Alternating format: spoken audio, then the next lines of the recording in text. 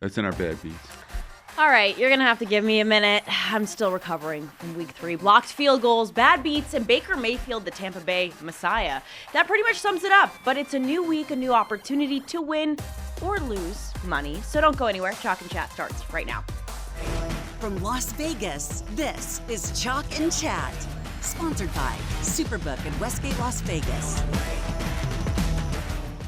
Welcome into Chalk and Chat. I'm Mariah Janos. We've turned this studio into a wellness center where those who have been personally victimized by week 3 can come, gather, lick their wounds. So let me introduce you to our first victim. He was burned by the birds, but he still shows up to put his best foot forward. The Honorable Teddy Covers.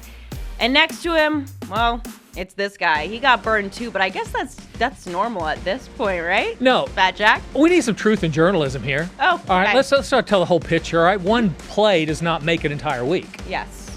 Okay. All right. Fine. I had a good week overall, but yeah, the free plays here on the show. Los Angeles with the turned to the MAC in the league a little bit, and then we had the over in the Dallas game. 2 of the worst beats of the week. You are welcome. Well, yeah, that's why they're free, right? We're not charging you for those ones. Coming up on today's show, injuries galore. 5 QBs sidelined last week. How their backups fared against the Bucs. Plus, bye weeks are on the horizon. Teddy's breaking down how teams have historically fared ahead of the break. And no show is complete without some fisticuffs. Am I right? We've got quite the prop battle in store. But let's start with some doozies. Dazed and Confused doesn't even begin to explain what we saw over the weekend. 7 games decided by the final 2.5 minutes of play. A lot of them had to do with kicks or lack thereof, Teddy. Yeah, there was insanity on the field last Sunday. 9 return touchdowns, punt returns, fumble returns, interception returns, kickoff returns. There were 3 different blocked field goals to decide outcomes/point spreads in a 15-minute span of real time. And you talked about it. I got burned by 1. Mm-hmm. You know, they're calling it the bad beat of the year so far. Yeah. No shame in that one. Yeah, well, I enjoyed it. Let me tell you that. Of course, L.A. with the game-winning field goal getting blocked and then returned for a touchdown with zeros on the clock. Philly got the money. Cleveland stole 1 at Green Bay. They were shut out for the first 56 minutes. Another blocked field goal, huge in that game. And Gangrene stole a cover in Tampa with a field goal block return for a touchdown, although they couldn't hold on for the straight-up win. And, of course, Jack, that over that died right. But, you know, they had 38 first-half points and 7 second-half points. CeeDee Lamb got hurt. That mattered. You didn't even mention at the same time that's going on, the league literally turned into the MAC. Yeah. So it got us ready for MACtion on Tuesday and Wednesday night because everything, mayhem happened. And during that same time, New Orleans gets a punt return for a touchdown and a punt block. Nobody cared about that because they got beat 1,000-0. Right. But literally across the board, about 25 or 30 minutes of real time, it got you ready from action because it was a ridiculous period on Sunday. But we've talked about this before, Teddy, and this is the overriding theme for guys that do this for a living and win. Don't freak out. Mm-hmm. You're going to have L.A. one time. You're going to have Philly one time. It's going to be okay. Yeah, let's not assume there's going to be a billion blocked punts every single week. Yep. Well, that's one of the big differences between college and pro football is on Saturdays you expect some special teams mayhem. On Sundays you don't. Right. You know, but at the same time, when They're you have pros. Yeah. Get to pick from everybody to block a field goal, right? I mean, you should be able to block somebody. But when you have more right sides, you're going to have more tough beats. Yep. And that's the truth of it. So it doesn't even out necessarily, unfortunately, because right sides matter. And when the right sides don't cash, sometimes you get a little frustrated and start throwing that remote. Well, another factor in these tough games, put your hand down over there. Start. I was pointing. Oh, I thought you were like, I have a question. No questions. We don't have time for your questions. We do need to talk about the quarterback situation. 5 injured quarterbacks last week. That certainly played a factor in some of these outcomes as well, right? Yeah, my worst was when I picked up the couch and threw it through the screen. But you pulled a jack. That was 20 years ago. We're over that now. But certainly injuries that matter. Obviously, quarterbacks. Mm-hmm. Wentz in Minnesota, he was pretty good. Yeah. He was better than J.J. McCarthy. Mariota in Washington was fine. Mac Jones in San Francisco had a nice game. And those teams, 2-1 ATS, 3-0 straight up. Browning in Cincinnati, not so much. Taylor in New York was okay. You know, he was no worse than Justin Fields had been. But certainly for Cincy and Browning, that's an issue moving forward without Joe Burrow. And they had come Elite. back too. I mean, that was one. He looked really good out of the gate when he first had the injury, and then this week he backs up. So backup quarterbacks are a fickle mistress. We talked about it before. You know a lot about them. You're fickle right. mistresses, They will drag you down the don't you? wrong path. Yep. All right. We are just getting started right here on Chalk and Chat. Coming up, bye weeks are creeping up on us while Jack's hairline is creeping back. How teams have historically fared heading into the break. We're talking about it next. You're watching Chalk and Chat, sponsored by Superbook in Westgate, Las Vegas. By the way, that's an insult. That's an absolute insult. But I'm going to let it go because you're right. All right, go ahead. Okay, well, we are here at the Superbook at the Westgate, Las Vegas, like we are every week. Mariah's being mean to me today. Like, what's different from any other day? We originally were going to go talk to some patrons and see what's going on, but we actually found some pros here. Actual people, pros, yeah. like pros in Jack's book. That's right. That know what they're talking about. Take a listen. Who's winning it all this year?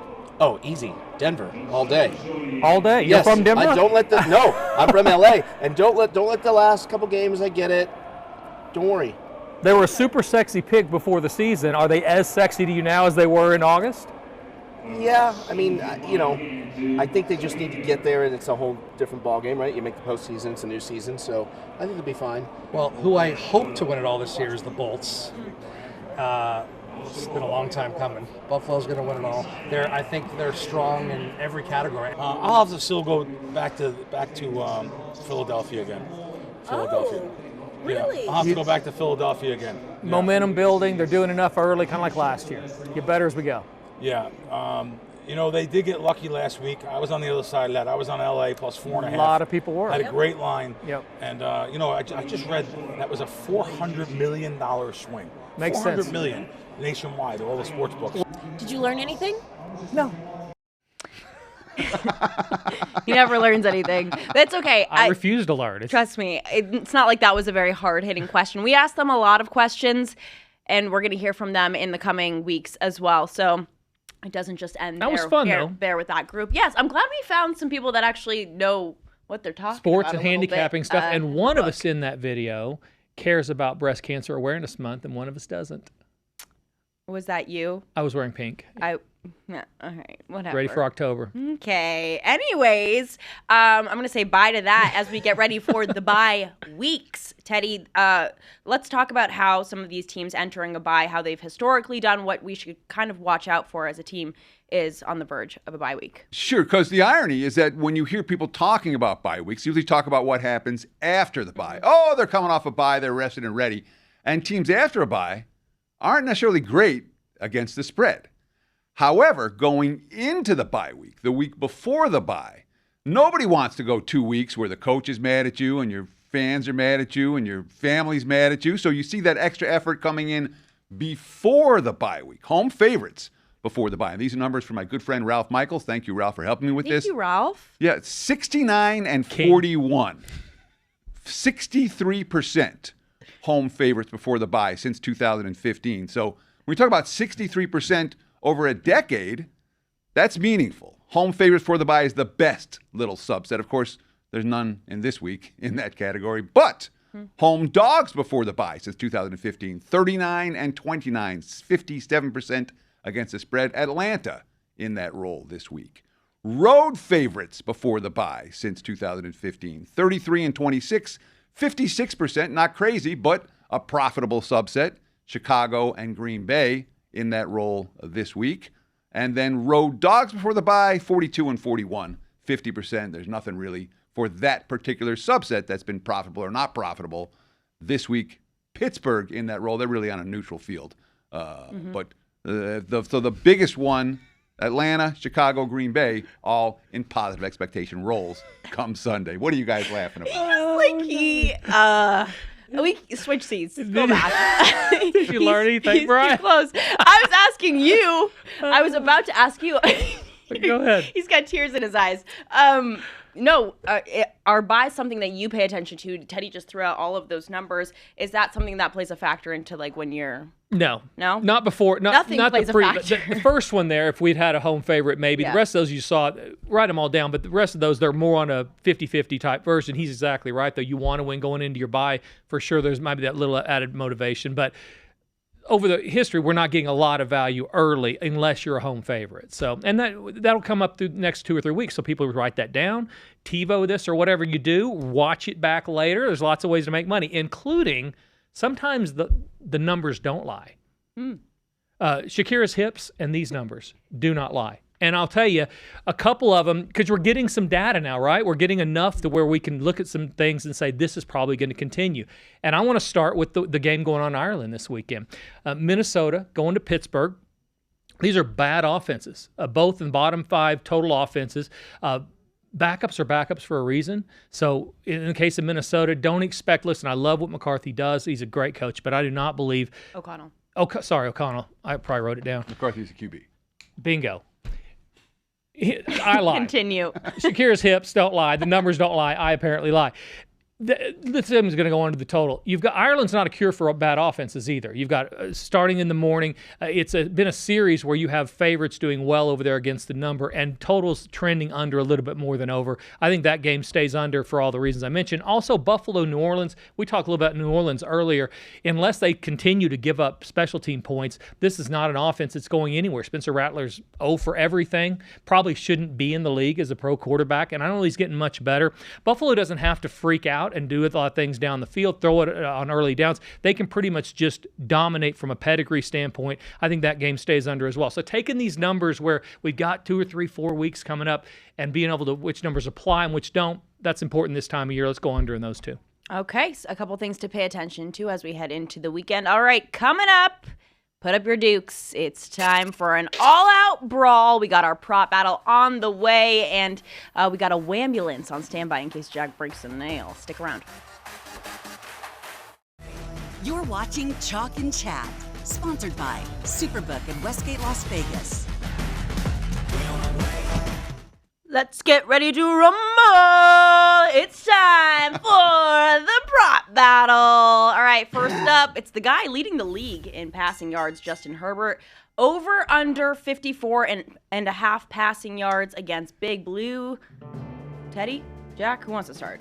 I'm going to start. Okay. That's what I do. You look like you were about to speak. Nope. Okay. We're going to go under Justin Herbert, 254 and a half passing yards against the G-Men. This is a miserable spot for LA. They're coming off 3 straight division wins. Huge wins, all 3 of them. Fat and happy, traveling east for an early start game, and it feels pretty sluggish. Against a winless team. They want to run the football. The G-Men have a pass rush. Herbert under his passing total. Yeah, that's a hard one because you're right. I mean, a little bit like we talked about earlier with Buffalo, I don't think they'll think they have to do a lot offensively, and they're a under-type trending team, especially on the road with Harbaugh. But I do think if they get down at all, and I expect New York to play well. I think they're going to, the change at quarterback is warranted. I actually think they may get behind a little bit and have to throw it a little, I know, shocker, have to throw it a little bit more. So let's go over the total in that one. Okay. Next up, a guy we don't really have numbers for yet, but we're just going to assume maybe he'll pop up, maybe he won't. Alvin Kamara. Teddy, I know you say over despite whatever the number may be. Sure. So we're looking, again, as we record, we don't necessarily have every number because some of them aren't available yet. That being said, Alvin Kamara is absolutely someone I'm going to target this week. And I chose rushing and receiving yards over just because he's been a real factor in the pass game. I wouldn't argue with the rush yards over. I wouldn't argue with receiving yards over. But the bottom line is, what does New Orleans want to do as 15.5, 16-point underdogs in Buffalo? They want to shorten the game. How do you shorten the game? You hand the ball off to your feature back. And Kamara's still got a lot left. He's been really good. He's been the one bright spot for this New Orleans offense. I like him over his rushing and receiving. It's a little bit odd. Some people will be thinking, well, why are they throwing out this prop? They don't even know the numbers. Well, we know what the market, we know it's about whether it's going to overperform or underperform what the market is going to put it at. And Teddy thinks it's going to be over what the market is going to put it at. I think he's incorrect, though. We're going to go under. And the reason is I'm not sure Spencer Rattler can find the stadium. He's having trouble finding his way onto the field, and handing it off you would think could be a seemingly easy thing, but that has not been a given. Also, their protection on punt, horrible. They got a punt block, the punt return for a touchdown. If they get behind, they're going to have to throw it a ton. That's going to keep Kamara's numbers down. I'll just go over the total. The Rattler slander. I love it. Okay, finally, TJ Hawkinson over under 35.5 receiving yards versus Pittsburgh in Ireland. I'm not really sure if that's a factor there, but Teddy, your thoughts? Not a factor at all. This is the factor, all right? Hawkinson in 2 games with J.J. McCarthy behind center basically was a non-factor. Carson Wentz, his first game behind center, but all he's doing is targeting Hawkinson. So we've got a season-long numbers that are, he's above his season-long average, 35.5 receiving yards, but much less than last week. And I think Hawkinson's someone that Wentz is going to continue to target. And boy, Pittsburgh's defense has not been good. Hawkinson over 35.5 receiving yards. For those paying close attention, you saw I went over when I meant to say under last one. The breakdown was still the same with Kamara. We're going under the total. This one here also going to go under.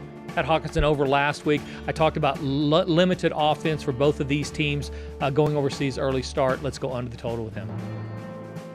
Okay. All right. Perfect. Thank you. Well, we're keeping it He's in the allowed prop to be market. I'm wrong. sorry. I got people talking in my ear. I got you talking right here. Got a little distracted there. The ADHD kicked in. But we're sticking with the prop market because this is a really fun one. We've started going a little outside of our normal, prop battles here. Travis and Taylor, what everyone really wants to talk about. When will they be getting married? There are some numbers out there. Spring, summer of 26 is the favorite at plus 140. Fall of 2026, plus 400. Anytime in 2027, plus 900. And then they don't get married at all. That's an option as well. At 15-1, you guys, what are we thinking here? The 15-1. Of course, that's the. You're saying not at all? You're such a pessimist. That's betting- real love. I'm betting on love. I rarely do, but I've seen that they're real. There's nothing. He'd have to retire to get it done in the fall of anything. I don't think he might retire, but I don't think so. I'm putting it right around the 4th of July this year. I mean, right before they get. I do. It's a festive time. Celebrate the love. You got fireworks built in. Yeah. So I'm gonna go whatever that is. Right around the spring summer. Right. At plus Still 140. playing. He's got that break in. Yeah, got a little bit of a break. Okay. And you say never. You're But- going with the long shot. You love it. It's not even. It's a no-brainer. He likes value. Do you listen to her songs? No. He is exactly what she's been looking for. He wears high heels. She wears his t-shirts. All that. He doesn't. If he wears high heels, I don't know if he's what she's looking for. And of all, yeah. Captain in the t-shirt, captain of the seafood. I mean, there's something going on there. Singing. It's about the athlete versus the nerd. They're going to get married. I think it's going to happen next summer. I'm betting on love. We love the athlete versus the nerd. Who does it, right? Gives him hope. It really, it's just a heartwarming tale as old as time. All right, I'm with you. I'm aiming for spring, summer. I think it's going to happen at her mansion in Newport, Rhode Island. Or, excuse me, is it Westerly, Rhode Island? Yeah. I don't know why I know that. Sorry. Not a fixer-upper. No. Nice play. So I think it's going to happen spring, summer, probably summer, again, when he has a break in his schedule in Rhode Island. If they don't win more, he may retire. He may retire, and then maybe we'll push it to fall. Yeah. Then maybe the fall will be a little bit But we're better, still betting on love. He'll still want to root for his teammates in the fall. Maybe he probably still would want to watch football. And jump on with the network. We're really Makes getting more into the sense in the weeds here. summer, yeah. I can't believe you guys don't see the value in this 15-1 that they're not getting married. This is Something. They always fight. There's Someone would always have an to issue. die. Someone would have to die. And I don't see You that got happening. inside information there, Teddy? No, I got no inside All right. information, but I got the under on anyone dying and them You and them might breaking know up something. anyway. All right, finally on Chalk and Chat, the moment you've all been waiting for. We're going to cut the Travis Taylor talk and move on to best bets on the other side of the break. Stick around. You're watching Chalk and Chat, sponsored by Superbook in Westgate, Las Vegas. It's the moment you've all been waiting for. You've suffered through the entire show for this right here. Best bets. And we are going to start with the guy that's been on a roll. That's not encouraging. None of that is encouraging. Jack, Mr. Totals, man. I have not had a losing week yet in football. Okay. I mean, now here, it's a different story. See, yeah, that's deceiving when you say that. It's misleading because people. It's not misleading because I said the whole thing. I said I've had really good weeks, and I've had one bad one. Or what here has been a bad one. We had Dallas over. Sorry. My bad. Let's see if we can hit another total. All right, we've hit none, so we're going to hit one now. Los Angeles, New York. We talked about it earlier. By the way, Scadaboo to win Rookie of the Year. I don't think that's the worst idea in the world. This dude is taking over their offense, and I do think Jackson Dart's going to help their offense, but I think it'll take a little bit of time. Also, we talked about it earlier, Harbaugh, they don't have to do anything special here, I don't think. Win time of possession, stay ahead of the chains. Don't open up Herbert under the total in Los Angeles, New York. Okay. And Teddy, you're going back to the well. I am. I had so much fun with LA last week. And of course, 2-1 so far in the season here on Chalk and Chat, and the one loser was Let them know.